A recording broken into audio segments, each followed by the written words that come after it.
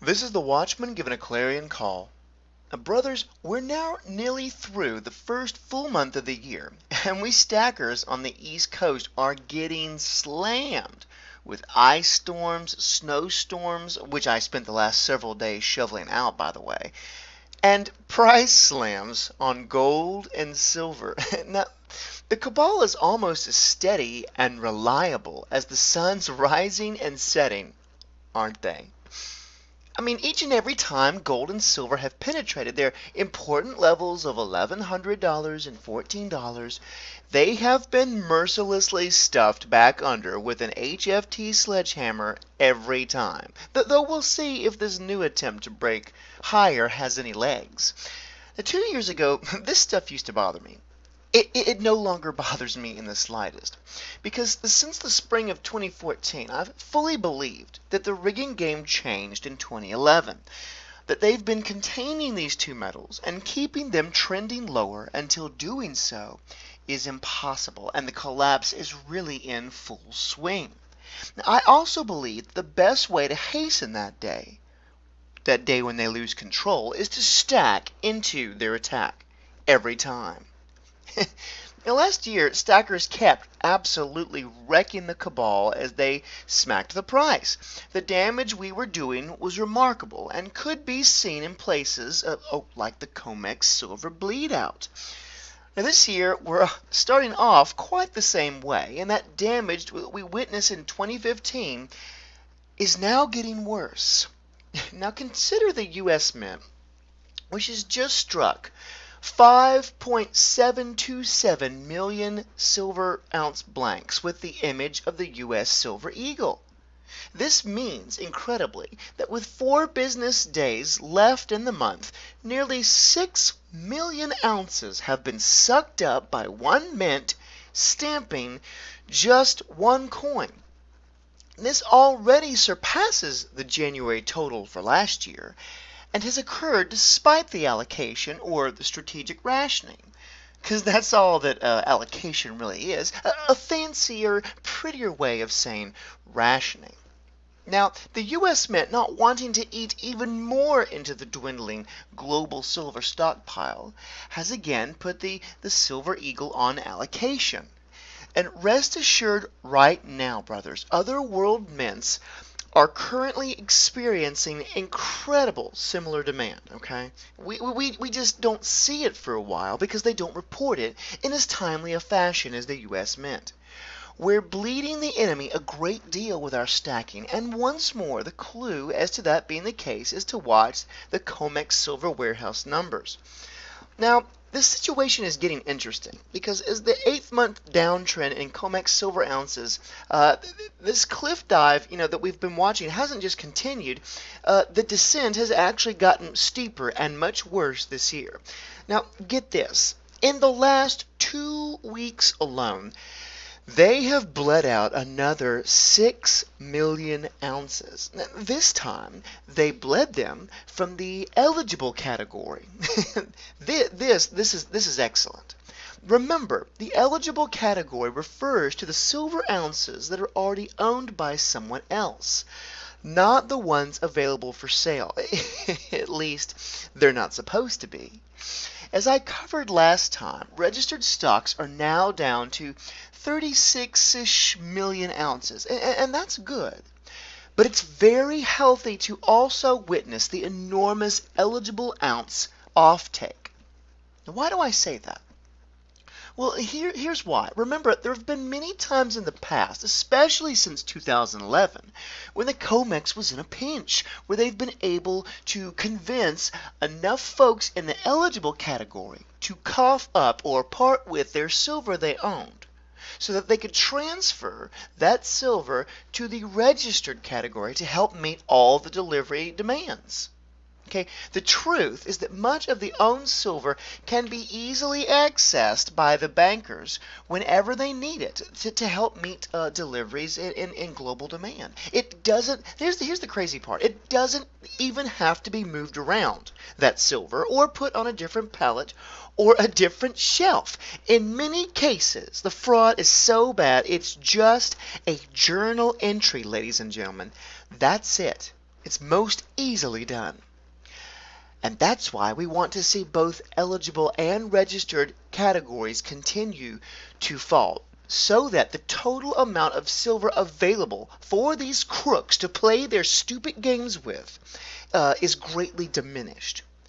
Now, the 6 million ounce silver offtake in just the last 2 weeks has taken the whole category from roughly 162 million ounces to 155 million in just the last 2 weeks. That's glorious.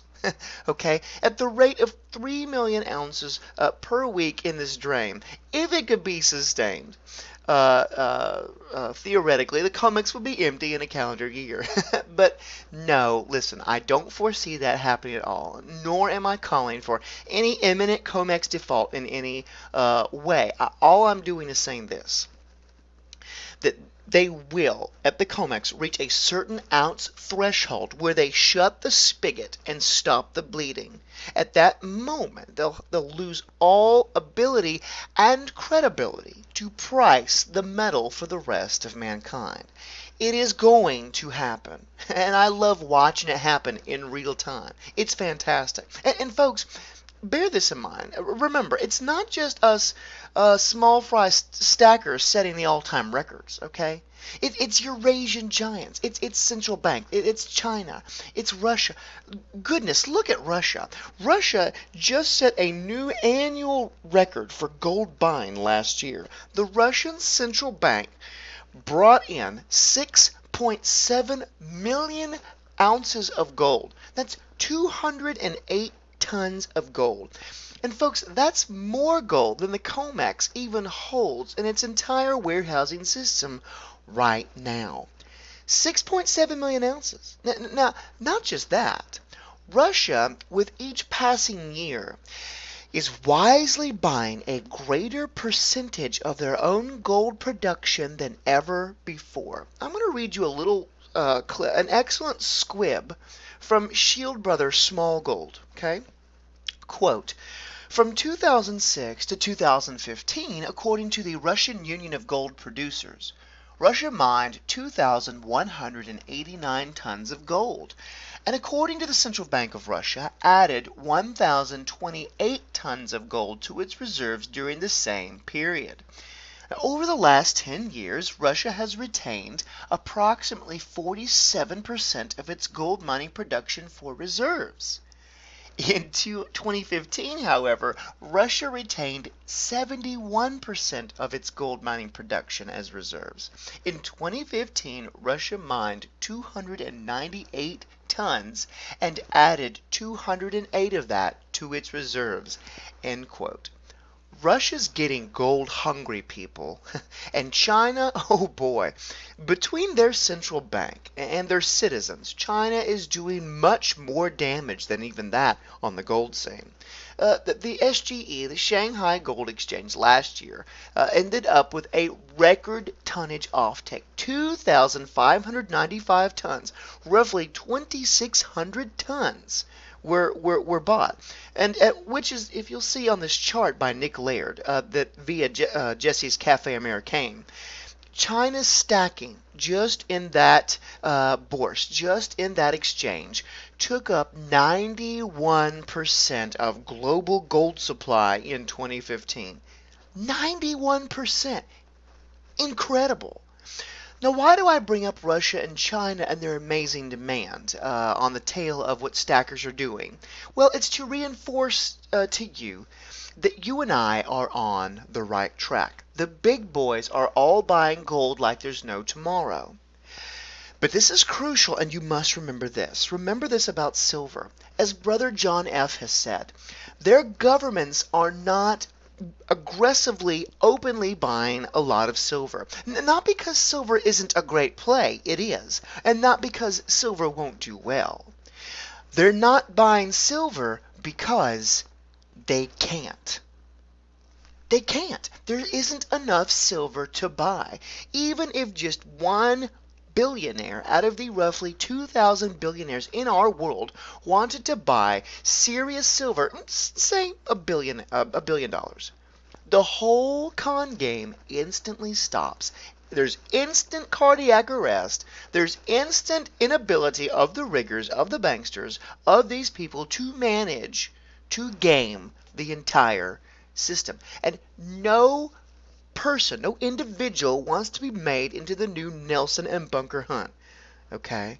They remember that debacle very well, and no government wants to be blamed for it either, especially when they can buy the gold, which will hedge them on a price basis in a league that they're already in. The big boys will continue to stick to gold, but the great thing about silver is that it levels the playing field for us, for the little guys, for you and me. It will help preserve and advance our wealth as gold will for the sovereign and big fish that are in our world. Brothers, the price attacks are not over. There will be more of them. But when they attack harder, we will stack harder. The harder they push, the deeper we slice into their silver tendons. Keep watching the Comex for clues. Keep watching the silver churn on that exchange. It will give you all the clues you need to know that we are winning this war. This is the Watchman signing out. Stay vigilant and bring the fight to them.